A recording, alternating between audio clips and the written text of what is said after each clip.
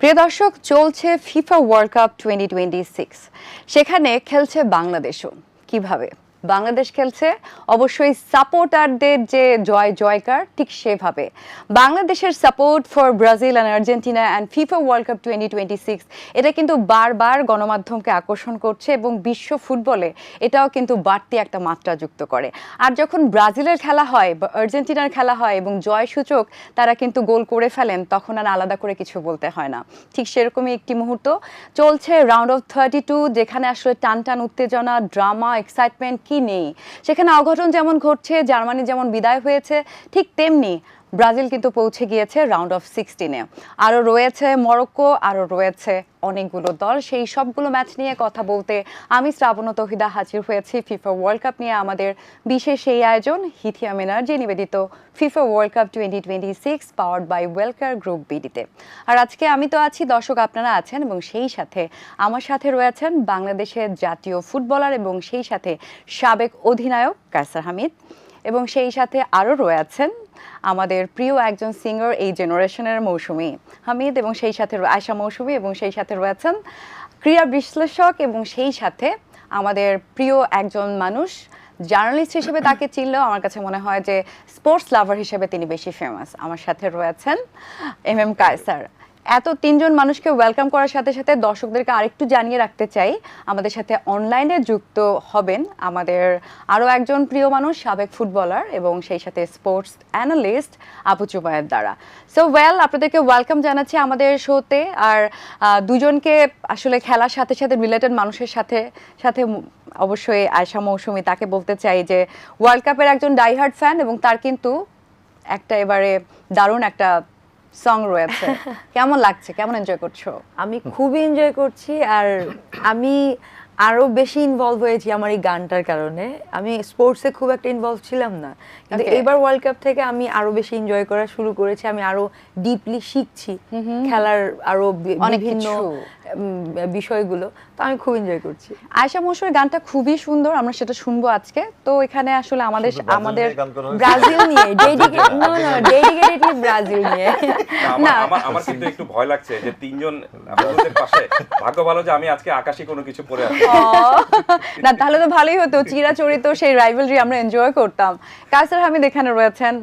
First of all আমি আসলে Brazil নিয়ে কথা বলতে চাই, জাপানের সাথে সেই ম্যাচটা, কিন্তু আমার মনটা একটু খারাপ। আসলে আমরা সবসময় জানি যে একটা প্রবাদ বাক্য আছে ফুটবলে, যে 22 জন খেলোয়াড় খেললেও শেষ পর্যন্ত জার্মানি জিতে যায়। আসলে কিন্তু সেই ইকুয়েশনটা চেঞ্জ হয়ে গিয়েছে। এটা কি অনেক বড় একটা অঘটন ঘটে গেল না জার্মানির এই বিদায় নিয়ে? না, ডেফিনেটলি। কিন্তু জার্মানির এটা কিন্তু নতুন কিছু না। এর আগে 18 বিশ্বকাপে তারা সাউথ কোরিয়া তাকে হারাইছে, এরপরে 22 হলো জাপান কাছে তারা হারছে, এবার এদের কাছেও হারছে। এখন আমি আসলে জাপান মানে জার্মানির খেলার ধারাবাহিকতাটা খুব মানে মনে হচ্ছে না। তারা একটা ভালো খেলে আবার খারাপ খেলে, এই ধরনের আর কি। মানে যে একটা স্ট্যান্ডার্ডে খেলবে সবসময়, এই জিনিসটা, এই ধারাবাহিকতা জার্মানির ছিল না। এবং লাস্টে দিয়ে খুব টায়ার্ড হয়ে গেছিল তারা, মানে এমনকি হারতেও পারতো। মানে মেইন আপনার পুরো খেলার মধ্যে তখন লাস্টে দিয়ে যে অবস্থা হয়েছে জার্মানি, লাস্ট আপনি 15 মিনিট খেলা তো দেখছেন, এই লাস্টে দিয়ে মনে হয় গোল খেলেও তাদের করার কিছু ছিল না।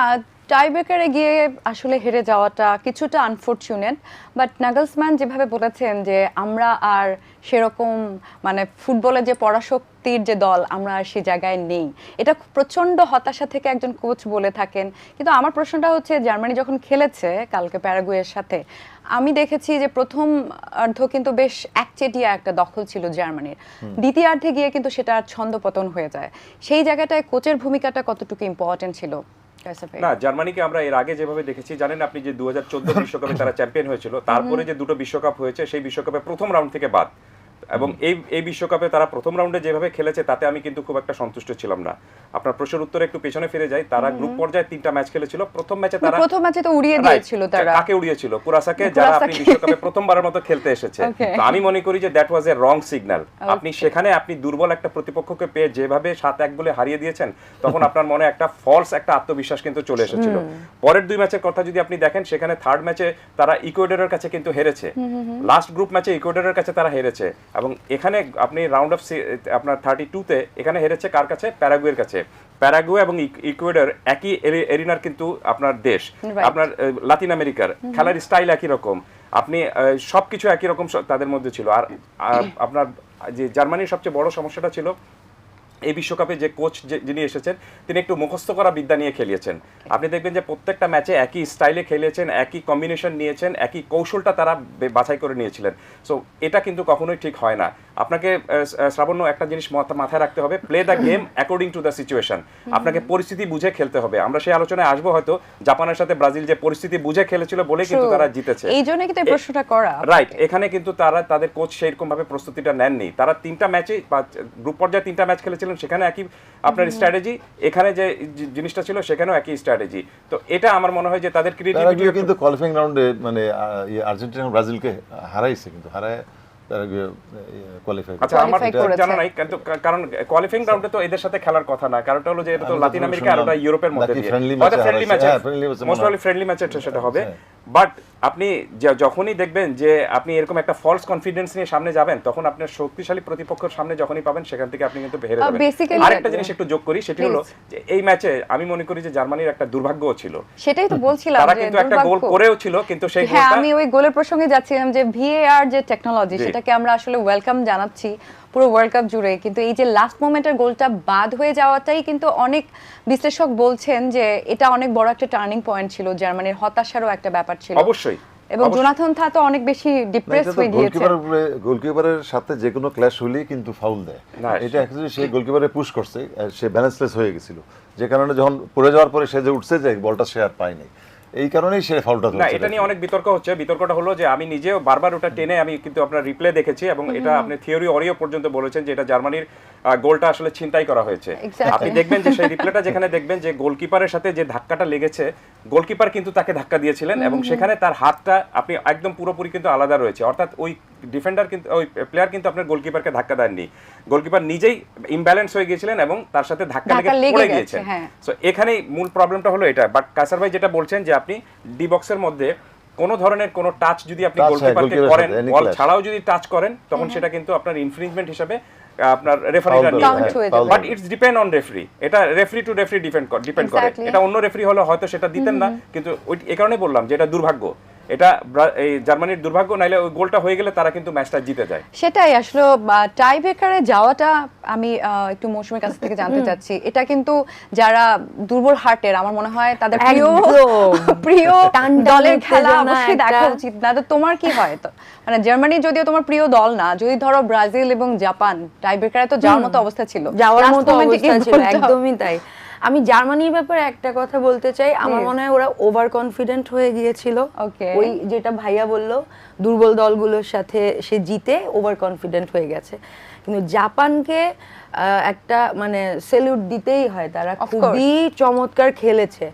আর ব্রাজিল যে ব্রাজিল সেটা তারা প্রমাণ করে, কারণ তারা মাঠের সিচুয়েশন বুঝে খেলে। তো জাপানকে তারা প্রথম দিকে অতটা জমাতে পারছিল না, ওরা অবজার্ভ করছিল। সেকেন্ড সে কিন্তু তারা একদম মানে খেলে দিল এবং পিছিয়ে ছিল। যেহেতু তুমি জাপান এবং ব্রাজিলের ম্যাচে চলেই গেলে, তাহলে আমরা খুবই টেন্স ছিলাম। ওটা ওই ম্যাচটা তো অবশ্যই পুরো বাংলাদেশের মানুষ দেখেছে, পুরো ওয়ার্ল্ডের মানুষ দেখেছে, এবং তার মধ্যে বাংলাদেশের মানুষজন একটু বেশি এক্সাইটেড ছিল। সো প্রথমে কিন্তু 1-0 তো পিছিয়ে ছিল ব্রাজিল, তখন কিন্তু আমি আর্জেন্টিনার অনেক সাপোর্টারকে দেখেছি মন খারাপ করতে। সত্যি কথা, যারা ট্রু স্পোর্টস লাভার তারা কিন্তু চাইবে যোগ্য দলটাই নেক্সট রাউন্ডে যাক, বাট একটা এক্সাইটমেন্ট না, জাপানও যোগ্য দল অবশ্যই, কারণ এশিয়া পরাশক্তি বলা যায় এখন জাপানকে। জাপানের মিডফিল্ড থেকে যে প্লেয়ারটা যেভাবে টেনে নিছে, কিন্তু আমি বলবো যে এটা ফল্ট অফ ব্রাজিলিয়ান মিডফিল্ডার এবং ডিফেন্সও, কারণ ওইখান থেকে বল একজন টেনে নিচ্ছে। হ্যাঁ, সেই মনে আছে কিনা জানি না, ম্যারাডোনার একটা ইংল্যান্ডের সাথে যে গোলটার কথা, নিজের ডিফেন্ডার তো এই কারণে এই জন্য উনি বুঝতে পেরেছে এই পয়েন্টটাকে আপনি পয়েন্ট তাকে এলাও করছে, একদম টপ ডি পর্যন্ত যাওয়ার জন্য এলাও করছে। এই জিনিসটা করতে বাধ্য হয়েছে, কারণটা হলো যে তার আপনার স্পিডের সাথে গতির সাথে পারে নাই, এবং তার পাশে দুটো মার্কার ছিল, সেই মার্কারকে সে কিন্তু স্পিড দিয়ে খসিয়ে ফেলেছে। হচ্ছে। কিন্তু আপনি স্টপার দুজন, তারা গ্যাপ ছিল, আমি সে বলছি, মানে যারা যদি মানে সোজা কথা তাকে শুট নিতে দেওয়াটা উচিত হয়নি। উচিত হয়নি, এবং তার সামনে যদি কেউ আসতো, সে আসবে, এ আসবে, এ কেউ আসে না, তাকে এলাও করছে না। এই ম্যাচটায় তো একটু প্রেসার থাকবে, এটা খুব স্বাভাবিক, বাট জাপান কিন্তু সবার একেবারে কি বলা যায় মন জয় করে নিয়েছে, এমন খেলা উপহার দিয়েছে। আমরা আরো আলোচনা চালাবো, কিন্তু অনলাইনে আমাদের সাথে যুক্ত রয়েছেন বাংলাদেশের সাবেক জাতীয় ফুটবলার এবং সেই সাথে স্পোর্টস অ্যানালিস্ট আবু জুবায়ের দ্বারা। আমি তার কাছে চলে যাচ্ছি। ভাইয়া, ওয়েলকাম টু দ্য শো। কেমন লাগছে খেলা, কেমন দেখলেন ব্রাজিল এবং জাপানের মধ্যকার একেবারে বলা যায় এক্সাইটিং একটা ম্যাচ? আমি প্রথমে সবাইকে ধন্যবাদ জানাচ্ছি, বিশেষ করে এটিএন বাংলাকে, আমার সতীর্থ ফুটবলার। আমি আন্ডার-18 কায়সার আমিদের সাথে খেলার সৌভাগ্য হয়। আমি ধন্যবাদ জানাই কায়সার ভাইকে এবং আপাকে, আপনাকেও। আমি ব্রাজিলের খেলার আগে আমাকে কায়সার আমিদ ফোন করেছিল যে খেলার রেজাল্ট কি হতে পারে। আমি বলছিলাম 2-1 ব্রাজিল জিতবে। And he is my evidence. I told him, whoever the fortune teller are telling, Brazil is Brazil. So, but I love Japan because there is no option. We are in the Asian areas. So, আমার মনে হয় Brazil যদি হেরে যেতেও আমরা কোনো অবাক হওয়ার কিছু ছিল না। Japan played so well, at the end they couldn't control their tempers. This is the thing I think. আর ব্রাজিলের তো একটা জানেন, ওদের একটা ভক্তরা সবাই এই কানাডা, আমেরিকা এবং মেক্সিকোতে 2 দলে বিভক্ত হয়ে গেছে, আর্জেন্টিনা এন্ড ব্রাজিল। তো আমি মনে করি ব্রাজিল যত উপরে যাবে ততই খেলাটা উন্নত হবে। ধন্যবাদ। আমি আসলে এটা সত্যি কথা যে ওকে আমার খুব মনটা আমার খারাপ ছিল। খারাপ কেন লাগছিল, সব জ্যোতিষীরা বিভিন্ন সবাই কয় যে ব্রাজিল আউট, ব্রাজিল আউট। আমি ওর মন খারাপ করে ওরে, আমারও খুব মন খারাপ হয়েছে এগুলো দেখে। ব্রাজিল আউট হয়ে যাবে ওটা কথা হইলো, যদি এশিয়ান টিম আসুক অসুবিধা নেই, জাপান আসলে সেটা তো আমি খুশি। তো সে জাস্ট স্কোরটা এইভাবে বলছে যে দেখ যেভাবে হোক ব্রাজিল জিতবে, 2-1 হইলো জিতবে। যে স্কোর লাইনটাও সে বলছে আমাকে। তাহলে তুই তো তাহলে বড় যেতেছিস ডাক্তার দাঁড়াইলো। না ধারাবাহিকে এই কারণে নেক্সট ম্যাচ ব্রাজিল কত মানে ব্যবধানে জিতবে আমরা প্রেডিকশন তাহলে সব ম্যাচেরই তার কাছ থেকে হাই ভোল্টেজ গুলো তো অবশ্যই নিতে চাইবো। ফুটবল জ্যোতিষী ডেফিনেটলি। তো ধারাবাহিকে আমি ধন্যবাদ দিতে চাই। সে গোলের সংখ্যা বলছে যে 2-1 এ যেমন ব্রাজিল জিতবে। না, ওনার প্রেডিকশন তো হয়েছে, আপনারও হয়েছে আসলে প্রেডিকশন গুলো। এটা মিলে গেলে কিন্তু আরেক ধরনের বাড়তি একটা উত্তেজনা, একটা আনন্দের একটা ফিলিংস হয়। So well, thank you so much Abu Jubayer দ্বারা আমাদের সাথে অনলাইনে যুক্ত হবার জন্য। প্রিয় দর্শক, আপনারা দেখছিলেন হিতিয়াম এনার্জি নিবেদিত FIFA world cup 2026 powered by Wellcare group BD. নিচে একটা ছোট্ট বিরতি, ফিরছি একটু পরে, আমাদের সাথে থাকবেন।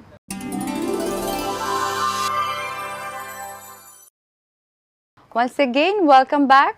This is me, Strapano Tauhida, and you're watching ATN Bangla, Hithiam Energy Nivedito FIFA World Cup 2026, powered by Welcare Group BD. প্রিয় দর্শক, আমি আছি, আপনারাও আছেন, এবং সেই সাথে আমার সাথে রয়েছেন আমাদের জাতীয় সাবেক ফুটবলার এবং সাবেক অধিনায়ক কায়সার হামিদ, সেই সাথে রয়েছেন সিঙ্গার আয়েশা মৌসুমী, এবং আরও রয়েছেন M Kaiser, sports journalist and analyst. Once again welcome back. কথা বলছিলাম অবশ্যই ব্রাজিল এবং জাপানের খেলা। অবশ্যই সবসময় যে কোনো খেলার রেজাল্টটাই কথা বলে, কিন্তু the way Japan played, that was fantastic. এশিয়ার একটা টিম সবার মন জয় করেছে। আমি একটু জানতে চাই অবশ্যই কায়সার আহমেদ আপনার কাছ থেকে, যে জাপান যদিও রেজাল্ট দিতে পারেন নাই, কিন্তু মন তো জয় করেছে, দারুণ খেলা উপহার দিয়েছিল তারা।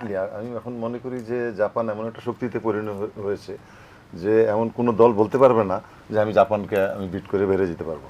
মানে তারা কিন্তু মানে ইউরোপ বলেন ল্যাটিন আমেরিকা বলেন, যে কোনো টিমরে চ্যালেঞ্জ দেওয়ার মতো আপনি দেখবেন যে যখনই জাপানের উপরে তারা বল লস করে, পুরো 10 জন মানে গোলকিপার সহ 10 জন তারা এই হাফে চলে আসতেছে, আর তাদের স্পিড এরকম যে এই হাফে চলে আসতেছে। আবার যখন ফট করে অপোনেন্ট মানে বল লস করতেছে, আর এত স্পিডে ওই পোর্শনে চলে যাচ্ছে যে এই আমি আশ্চর্য হয়ে গেছি যে মানে জাপানের খেলা কতটা উন্নত হয়েছে। এবং এটা আমার মনে হয় আগামী হয়তো আমার 10, 15 বা 20 বছরে মানে জাপানকে এখন গোনায় ধরতে হবে, মানে তাকে আলাদা করে করতে হবে। মানে আমি ব্রাজিলকে বলছি, ব্রাজিল তো আসলে ফুটবলের একটা ফ্যাক্টরি বলতে গেলে, সারা বিশ্বে এখান থেকে প্লেয়ার বাইরে। এই ব্রাজিল বা আর্জেন্টিনা এরা চ্যাম্পিয়ন হোক আর না হোক, এরা সবসময় ফেভারিট থাকবে, যে কোনো ওয়ার্ল্ড কাপে এরা ফেভারিট থাকবেই, কারণ এখানে সব মানে প্লেয়াররা জার্মানি ফেভারিট ছিল কাগজে কলমে, কিন্তু তারা ওই যে আমি বললাম না লাস্টে দিয়ে তারা মনে হয় দম ফিল করছে নাকি, মানে পরের 30 তবে মিনিট খেলতেই লাকটাও পারে খুব ইম্পর্টেন্ট। আর জাপানের হচ্ছে হাই প্রেসিং অনেক বেশি ইমপ্রেসিং ছিল সবার জন্যই। আমার কাছে এটা মনে ভেনিসিয়াস হয়েছে জুনিয়র সে মানে তার যে স্কিল আমার মনে হয় নেইমারের পরে তাকে হ্যাঁ, ধরা হ্যাঁ, যায় যে true. সে একটা প্লেয়ার, বাপরে বাপ, যে যেভাবে ড্রিবল করে এত ব্যাড লাক। এবং I appreciate goalkeeper of Japan কি সুজুকি। Suzuki, Suzuki. তার এই যে আঙ্গুলে লেগে যায় সেভটা হয়েছে, এটা যদি সেভ মানে ওয়ান অফ দ্য বেস্ট গোল হইতো, আমার মনে হয় ওয়ার্ল্ড কাপের বেস্ট গোল এটা হইতো আমার দৃষ্টিকোণ থেকে। ইয়েস অফ কোর্স, বাট ক্যাসেমিরোকে আলাদা করে কিন্তু ভালোবাসা উপহার দিতেই হবে যারা ব্রাজিল ফ্যান, তারাও ডেফিনেটলি। definitely. কারণ That's true. ওই সময়টা এই গোলটা যে কতটা আরাধ্য ছিল, ওটা একটা রিলিফ ছিল, ওয়েট করেছিলাম আমরা।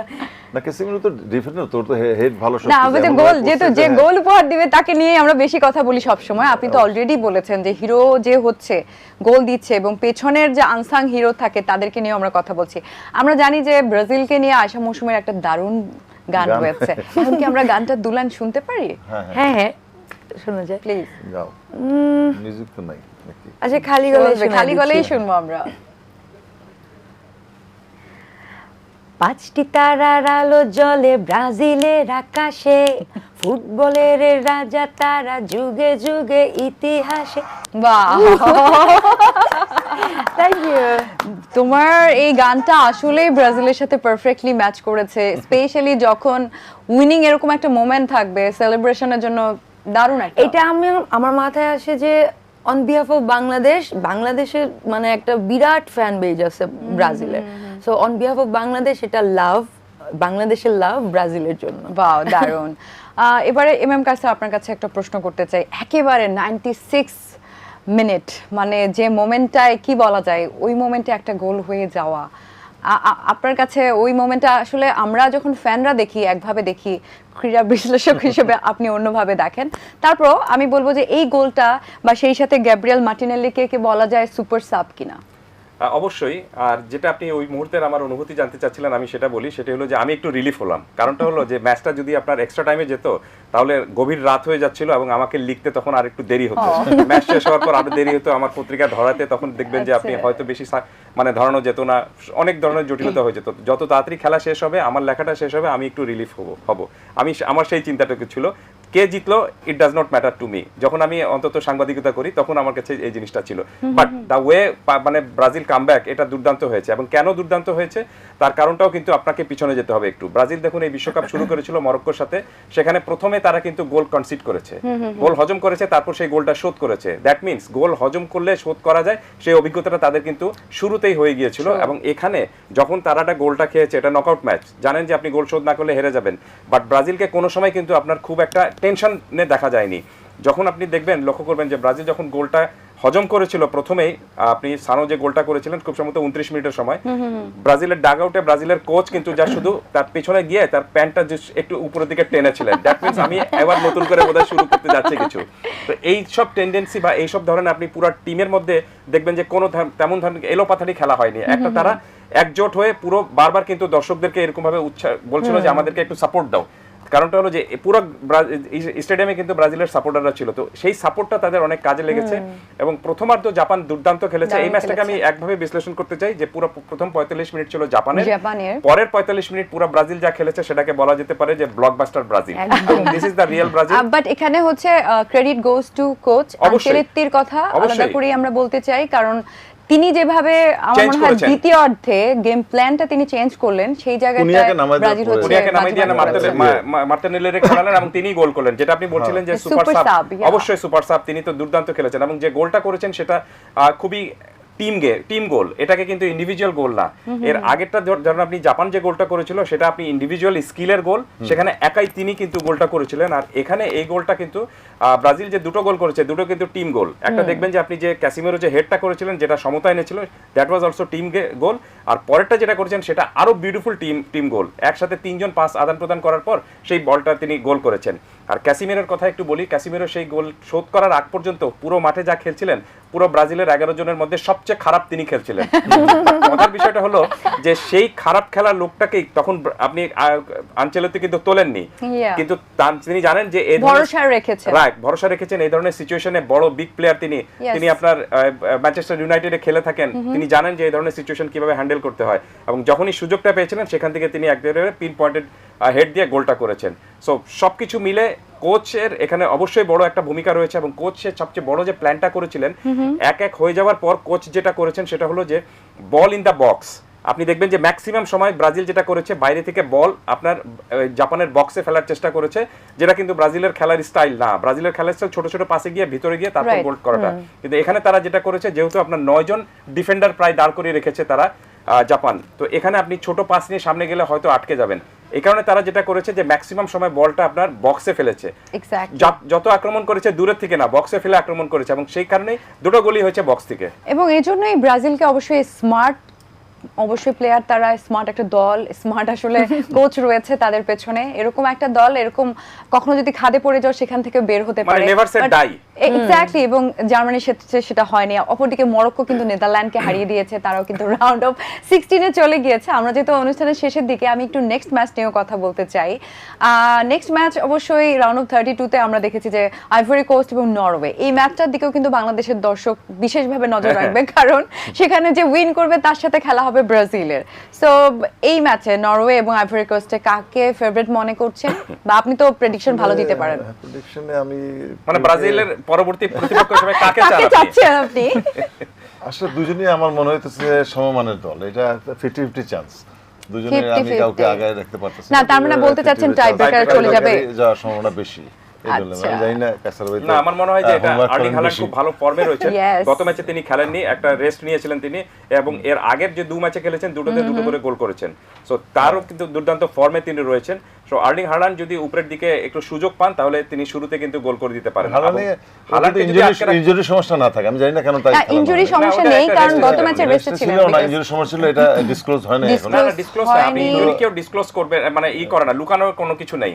তারা বুঝলাম তাকে না, ওখানে আমরা উচিত তাকে ওখানে ছিল। পুরোপুরি রেস্ট দেওয়া হয়েছিল, যে পরের ম্যাচের জন্য তিনি যেন পুরোপুরি ফিট হতে পারে, মানে ভালোভাবে খেলতে পারে। রেস্টটাকে আপনি কিভাবে নিচ্ছেন? যে সে তিনি কিন্তু অবশ্যই মানে স্টেডিয়ামে বসে এখন রেস্ট গোল্ডেন বুটের চেয়ে বড় বিষয় হলো কি কাসার ভাই, গোল্ডেন বুটের চেয়ে বড় বিষয় হলো যে ওই ম্যাচে খেলে তিনি যদি ইনজুরিতে পড়তেন তাহলে আপনি তাকে অল ইম্পর্টেন্ট ম্যাচে পেতেন না। এক্স্যাক্টলি। না, আমার কাছে মানে উনি কিন্তু স্টেডিয়ামে বসেই খেলা দেখেছেন, বারবার তাকে দেখানো হচ্ছিল, গত ম্যাচের কথা বলছি। সো ওয়েল, আসলে এই ম্যাচটায় বোঝা যাচ্ছে হাড্ডাহাড্ডি একটা লড়াই হবে। উনি কাউকে এগিয়ে না, রাখেন, আমি নরওয়েকে এগিয়ে রাখছি, নরওয়েকে এগিয়ে এগিয়ে রাখছি। নরওয়ের এটা আপনি, আমার মনে হয় না যে টাই ব্রেকারে যাওয়ার মতো রিস্ক নরওয়ে নেবে। এটা তারা আপনার নির্দিষ্ট সময়ের মধ্যে 90 মিনিটের মধ্যে এই ম্যাচ জিততে চাইবে।